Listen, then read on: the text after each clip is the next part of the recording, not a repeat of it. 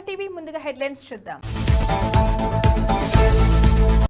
హైదరాబాద్లోని పలు ప్రాంతాల్లో బాంబు బెదిరింపులు. తమిళనాడులో స్కూల్ వ్యాన్ను ఢీకొట్టిన రైలు, 2 విద్యార్థులు మృతి. కులాన్ని బట్టి లక్షల్లో ధర, యూపీలో 100 కోట్ల మత మార్పిడి దందా. AP Abdul Kalam memorial municipal హైస్కూల్లో ఉపాధ్యాయులందరి బదిలీ.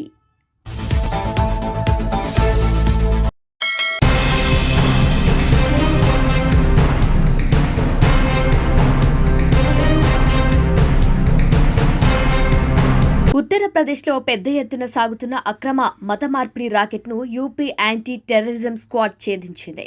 కులాన్ని బట్టి ధర నిర్ణయించి డబ్బు ఆశ చూపి హిందూ, ఇతర మతాల వారిని ఇస్లాంలోకి మార్చుతున్న ఓ ముఠాను పోలీసులు పట్టుకున్నారు.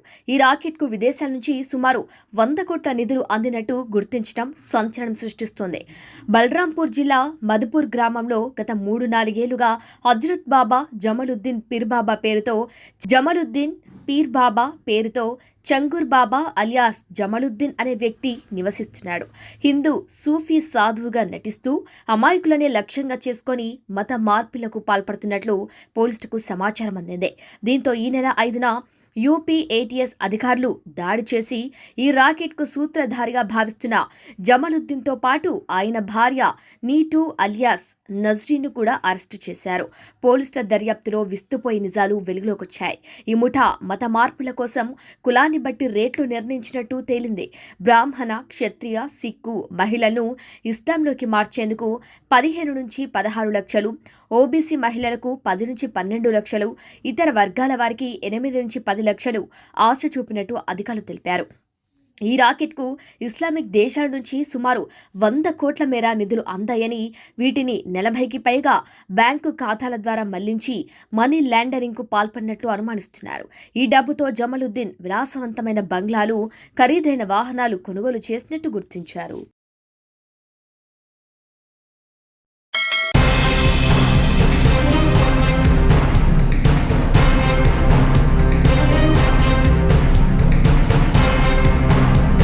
కూటమిలో కుంపట్లు రాజేసే నేతలకు ప్రకాశం జిల్లా మార్కాపురం వేదికగా స్వీట్ వార్నింగ్ ఇచ్చారు జనసేన అధినేత, AP deputy CM Pawan Kalyan.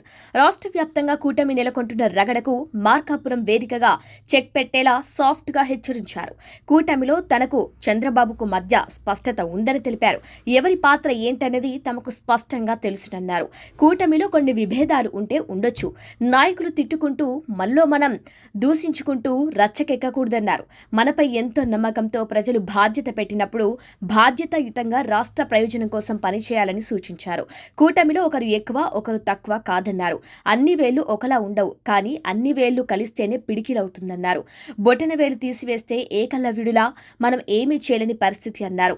మనం కూడా వారితో పనేంది, వీరితో పనేంటి అనుకుంటే అసలుకే ఎసరొస్తుందన్నారు.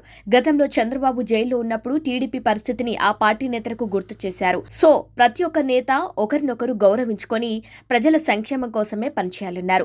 తన పార్టీ ప్రయోజనం, కూటమి ప్రయోజనం కన్నా ప్రజల ప్రయోజనమే తనకు ముఖ్యమన్నారు. బాలినేని శ్రీనివాస్ గారు ఉన్నారు వేదిక పైన.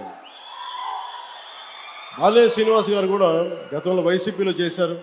అంటే నేను ఎప్పుడు కూడా వ్యక్తిగతంగా ఏ వ్యక్తితో నాకు గొడవలు ఉండవు, నాకు గత ముఖ్యమంత్రితో సహా. కాకపోతే మీరు ప్రజలకి ఇబ్బంది కలిగిస్తే మటుకు అట్లాంటి సమయంలో కూడా బాలినేని గారు నాకు చాలా ఎప్పుడు అండగా నిలబడేవాడు. అంటే చాలా బలంగా మాట్లాడగలిగే వ్యక్తి, ఒక సమస్య పైన అవగాహన ఉన్న వ్యక్తి, అలాగే రాజకీయాన్ని సరిగ్గా ఎలా చేయాలో తెలిసిన వ్యక్తి, కక్ష సాధింపులకు వెళ్లకుండా ఇచ్చిపుచ్చుకునే ధోరణి ఉన్న వ్యక్తి. కాబట్టి వారిని ఈ రోజున జనసేన పార్టీలోకి ఆహ్వానించి మనస్ఫూర్తిగా వారికి కూడా నేను సభాముఖంగా తెలియజేస్తా ఉన్నాను. కొత్త కుటుంబ సభ్యులు వచ్చినప్పుడు కొంచెం ఇబ్బందులు ఉంటాయి. వాటన్నిటిని ఇందాక చెప్పినట్టుగా రాష్ట్ర క్షేమం కోసం, మన ప్రకాశం జిల్లా సమస్యల కోసం అందరం కలిసికట్టుగా పనిచేద్దామని తెలియజేసుకుంటూ సెలవు తీసుకుంటూ జై భారత్, జై హింద్.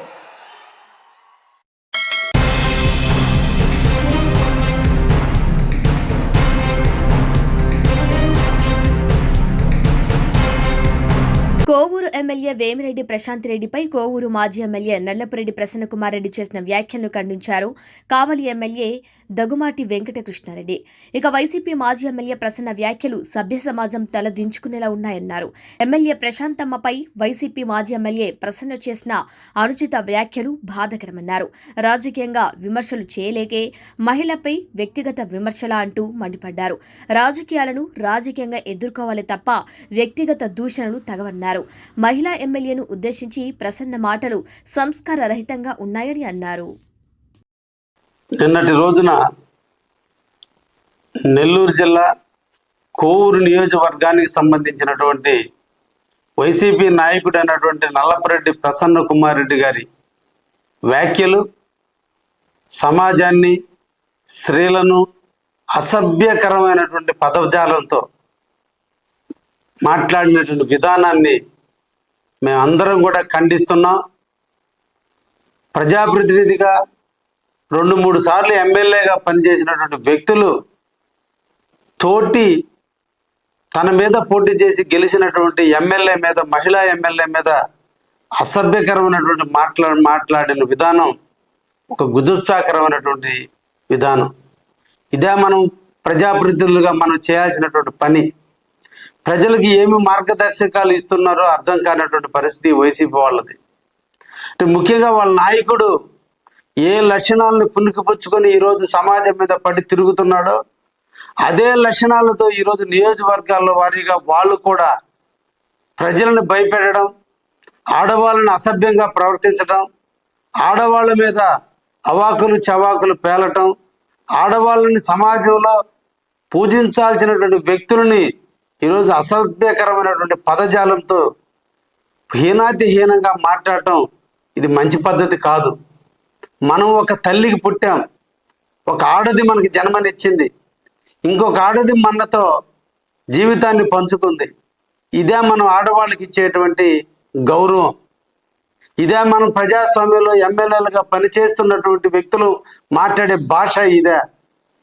మీ నాయకుడు చూస్తే తల్లిని వదిలేశాడు, చెల్లెల్ని వదిలేశాడు, పిన్న తండ్రిని చంపించాడు.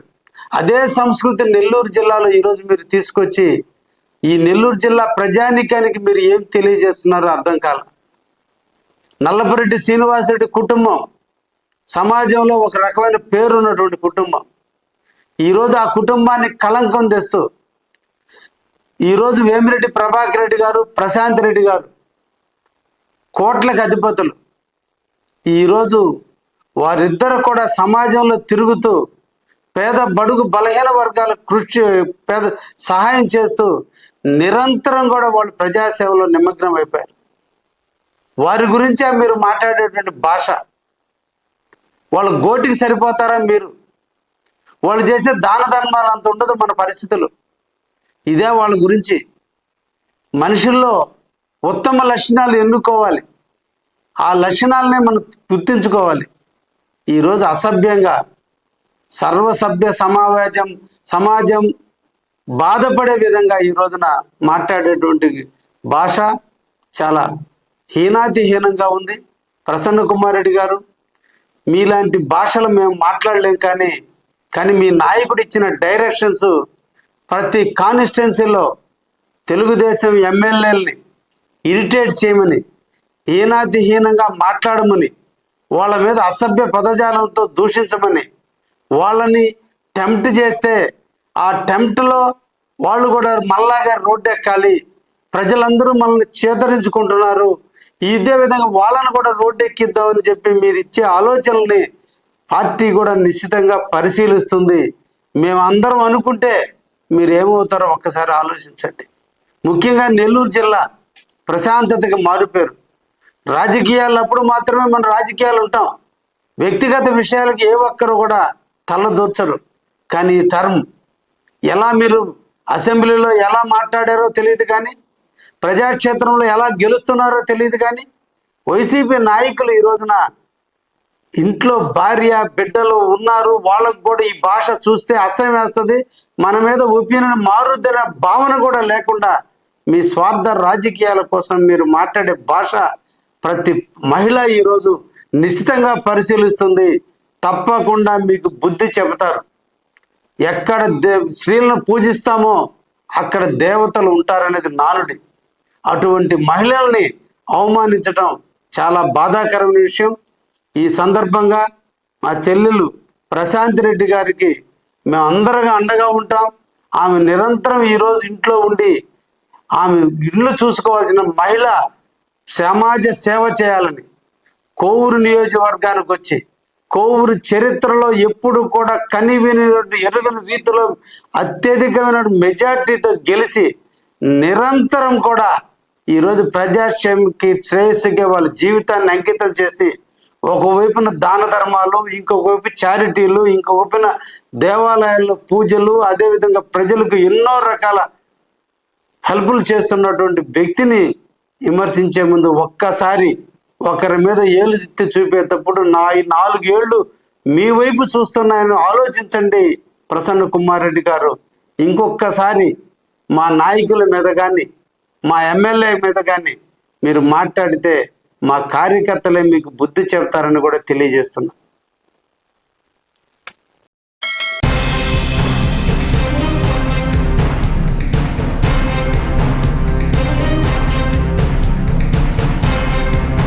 కర్నూలులోని doctor APJ Abdul Kalam memorial municipal హైస్కూల్లో ఉపాధ్యాయులందరినీ బదిలీ చేయడంతో విద్యార్థుల తల్లిదండ్రులు ఆందోళన చేశారు. Doctor APJ Abdul Kalam memorial municipal హైస్కూల్కు రాష్ట్రంలోని ఉత్తమ పాఠశాలగా మంచి గుర్తింపు ఉంది. గత 4-5 సంవత్సరాలుగా ఈ పాఠశాలకు ముఖ్యమంత్రి అవార్డుతో పాటు 10వ తరగతి పరీక్షా ఫలితాల్లో రాష్ట్ర స్థాయిలో మొదటి స్థానంలో నిలుస్తూ వస్తుందన్నారు. ప్రస్తుతం ఆ పాఠశాలలో ఉన్న మొత్తం 11 మంది ఉపాధ్యాయులను బదిలీ చేసి కొత్తగా 6 మందిని మాత్రమే ఏర్పాటు చేశారని పేరెంట్స్ ఆవేదన వ్యక్తం చేశారు. ఇందులో ఒక సబ్జెక్టుకు టీచర్ను కేటాయించలేదని, సోషల్ సబ్జెక్ట్స్కు తెలుగు మీడియం టీచర్ను ఏర్పాటు చేశారని, దీంతో విద్యార్థుల పరిస్థితి గందరగోళంగా మారిందన్నారు.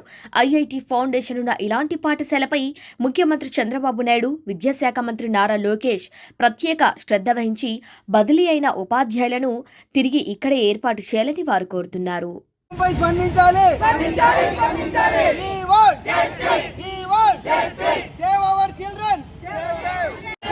మా పిల్లలకు మంచి చదువు చెప్పండి. మా పిల్లల భవిష్యత్తును కాపాడండి. మా పిల్లలకు మంచి చదువు చెప్పండి.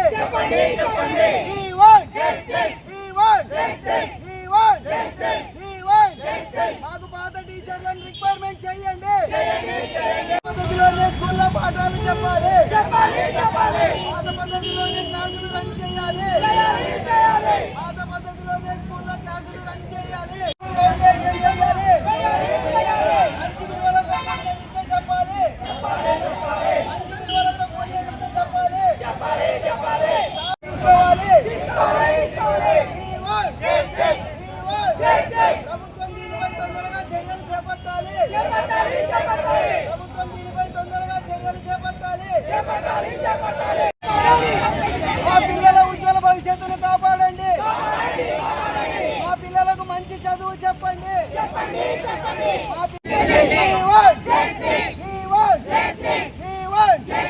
ఏపీజే అబ్దుల్ కలాం స్కూల్లో పాత టీచర్స్ రిక్వైర్మెంట్ చేయాలి.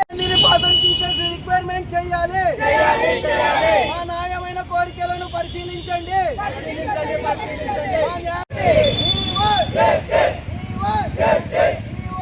తొందరగా కదిలి రావాలి.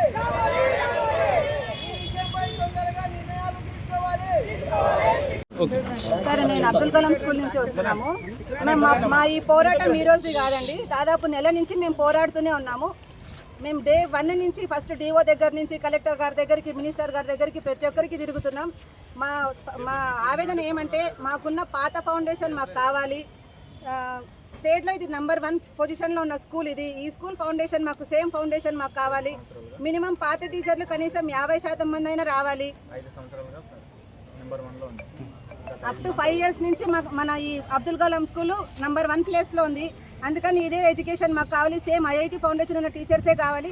పాత స్టాఫ్ ఖచ్చితంగా 50% అన్నా రావాలని మా కోరిక సార్. దయచేసి మీడియా మిత్రులు కూడా మాకు సపోర్ట్ చేయాలనుకుంటున్నాము. గతంలో ఎంతమంది ఉండే అందరూ 11 మంది గతంలో ఇక్కడ 11 మంది టీచర్స్ ఉన్నారు సార్, కానీ ఇప్పుడు ఓన్లీ 6 మెంబర్స్ టీచర్స్ తోనే స్కూల్ రన్నింగ్ నడిపించాలనుకుంటున్నారు. కానీ మాకు ఈ పిల్లలకి 11 మంది టీచర్లు కావాలి. దాంట్లో లేడీస్ స్టాఫ్ కనీసం 3% అన్నా కావాలి. లేడీస్ స్టాఫ్ ఖచ్చితంగా మాకు ఇదే ఫౌండేషన్ని కంటిన్యూ చేయమని నారా చంద్రబాబు నాయుడు గారికి, లోకేష్ గారికి విన్నపం చేసుకుంటున్నాం సార్. నా పేరు Anitha sir, 10th class student వాళ్ళ మదర్ని నేను. లాస్ట్ ఇయర్ మనకు వచ్చిన 10th రిజల్ట్లో ఈ స్కూల్ నుంచి మనకు 20 మెంబర్స్కి 380లో సీట్ వచ్చింది సార్. మన కర్నూలు జిల్లాలో ఏ గవర్నమెంట్ స్కూల్లోనూ ఇంతమంది రిజల్ట్ రాలేదు సార్. 43 మెంబర్స్ స్టూడెంట్స్ ఉంటే 42 మెంబర్స్కి అబోవ్ 500 మార్క్స్ వచ్చినాయి సార్. ఓన్లీ ఒక్క స్టూడెంట్కి మాత్రమే 491 మార్క్ వచ్చింది. అంటే దాని అర్థం అవుట్ ఆఫ్ 100% రిజల్ట్ తెచ్చిన స్కూల్ని ఈరోజు వీళ్ళు మూసేయాలనుకుంటున్నారు. మాకు ఇదే ఫౌండేషన్ కావాలని మేమందరూ డిమాండ్ చేస్తున్నాం సార్. Thank you. నా పేరు అనిత సార్.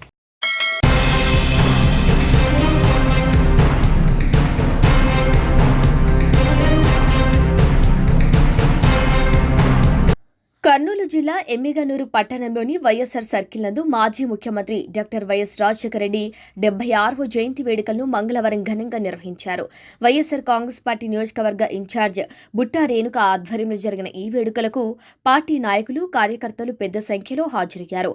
ముందుగా వైఎస్ రాజశేఖర రెడ్డి విగ్రహానికి బుట్టా రేణుక పాలాభిషేకం చేసి పూలమాలలు వేసి ఘనంగా నివాళులర్పించారు.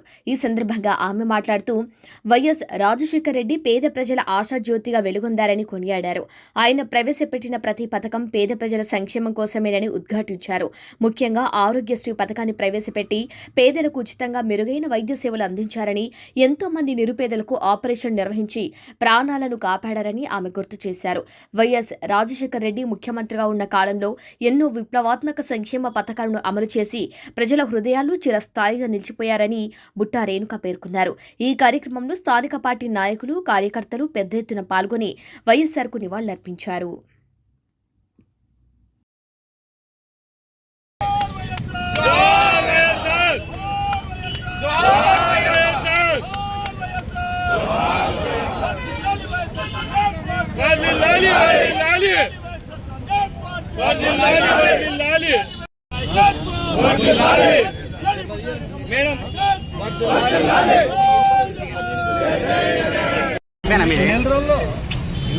రాజశేఖర్ రెడ్డి గారి జయంతి, మరి అంతటి మహనీయుడి జయంతి జరపడం చాలా సంతోషం.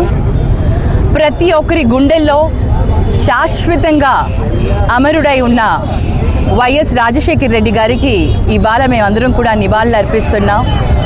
మనందరికీ తెలుసు, సమైక్య యునైటెడ్ ఆంధ్రప్రదేశ్లో ఆయన ప్రభుత్వంలోకి రాగానే పాదయాత్రలో ఎన్ని కష్టాలు ప్రజలు అనుభవిస్తున్నారో చూసి ఒక ఐకానిక్ స్కీమ్స్ని తీసుకురావడం జరిగింది. ఎవ్వరూ కూడా ఆలోచించనంత విధంగా ఆరోగ్యశ్రీ, అది అసలు ఆరోగ్యశ్రీ ఎవరు కూడా ఏ పొలిటీషియన్కి కూడా తట్టని ఒక ఆలోచన ఆయనలో వచ్చింది. మేబీ ఒక మనసున్న వ్యక్తి, ఒక మనసున్న డాక్టర్ కాబట్టి ఆయన ఆ ఆరోగ్యశ్రీని తీసుకురావడం, పేద ప్రజలకు అందరికీ కూడా మంచి కార్పొరేట్ వైద్యాన్ని అందించడం, అది చేయడమే కాకుండా పేద విద్యార్థులు విద్యకు దూరం కాకూడదని చెప్పి వాళ్ళందరికీ కూడా ఫీజు రియంబర్స్మెంట్ తీసుకుని వచ్చి ఎంతోమంది డాక్టర్స్ని, ఇంజనీర్స్ని, ప్రొఫెషనల్స్గా ఉన్న వాళ్ళందరినీ కూడా ప్రొఫెషనల్స్గా తయారు చేసి సమాజానికి అందించిన గొప్ప వ్యక్తి మన వైఎస్ రాజశేఖర్ రెడ్డి గారు. మరి అంతటి మహనీయుడు ఎప్పుడూ శాశ్వతంగా ప్రజల్లో ఉండిపోయాడు. అటువంటి ఒక గొప్ప లీడరు, ఒక మహానేత, అసలు ఆయన సంతానము మరి మనకు వైఎస్ జగన్మోహన్ రెడ్డి ఆయన ఆశయాలకు ప్రాణం పోసుకొని అదేవిధంగా ఆయన కూడా ఎన్నో వినూతనమైన ఇన్నోవేటివ్ స్కీమ్స్ని తీసుకొని వచ్చి అమ్మ ఒడి అసలు ఎవరు ఊహించలేదు. ప్రతి తల్లికి కూడా ఒక ఎంకరేజింగ్గా ప్రతి పేద విద్యార్థి చదువుకునే విధంగా వాళ్ళని ఇన్స్పైర్ చేస్తూ వాళ్ళందరికీ కూడా విద్యను అందించిన వ్యక్తి మన వైఎస్ జగన్మోహన్ రెడ్డి గారు. మరి తండ్రిని మించిన తనయుడు కావాలని, పేద ప్రజలలో ఎప్పుడూ ఉండాలని తండ్రి అడుగుజాడల్లో నడుస్తూ ముందుకు వెళ్తున్న జగన్మోహన్ రెడ్డి అన్న కూడా ఎప్పుడూ తండ్రి దేవుడి ఆశీస్సులు ఉంటాయి. మరి ఈరోజు చాలా సంతోషంగా ఉంది. అందరం కార్యకర్తలు అందరం కలిసి వైఎస్ రాజశేఖర రెడ్డి గారికి, దివంగత నేత వైఎస్ రాజశేఖర రెడ్డి గారికి నివాళులు అర్పించుకోవడం చాలా సంతోషంగా ఉంది. మరి ఇవాళ ఇలాంటి కొన్ని కార్యక్రమాలు చేస్తున్నాము. రక్తదానం అవన్నీ కూడా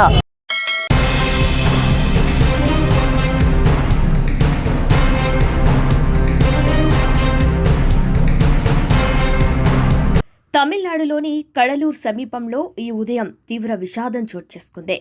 ఇక సెమ్మన్ కుప్పం రైల్వే క్రాసింగ్ వద్ద పాఠశాల విద్యార్థులతో వెళ్తున్న వ్యాన్ను రైలు బలంగా ఢీకొట్టింది. ఈ ఘోర దుర్ఘటనలో 2 విద్యార్థులు అక్కడికక్కడే ప్రాణాలు కోల్పోగా పలువురు తీవ్రంగా గాయపడ్డారు.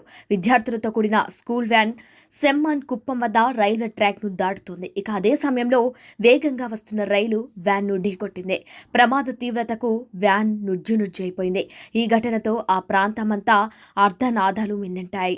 ప్రమాదం జరిగిన వెంటనే స్థానికులు స్పందించి సహాయక చర్యలు చేపట్టారు. ఇక గాయపడిన విద్యార్థులను హుటాహుటిన కడలూరు ప్రభుత్వ ఆసుపత్రికి తరలించారు. ప్రస్తుతం వారికి వైద్యులు చికిత్స అందిస్తున్నారు. గాయపడిన వారి ఖచ్చితమైన సంఖ్య ఇంకా తెలియాల్సి ఉంది. ఈ ఘటనపై కేసు నమోదు చేశారు పోలీసులు.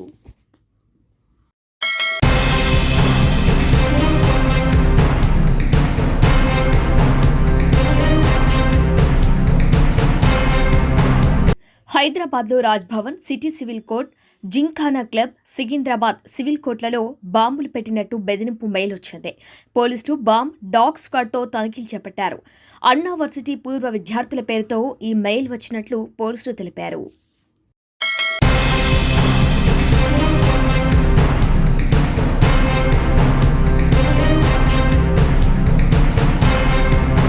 బులెటిన్ హెడ్లైన్స్ మరొకసారి.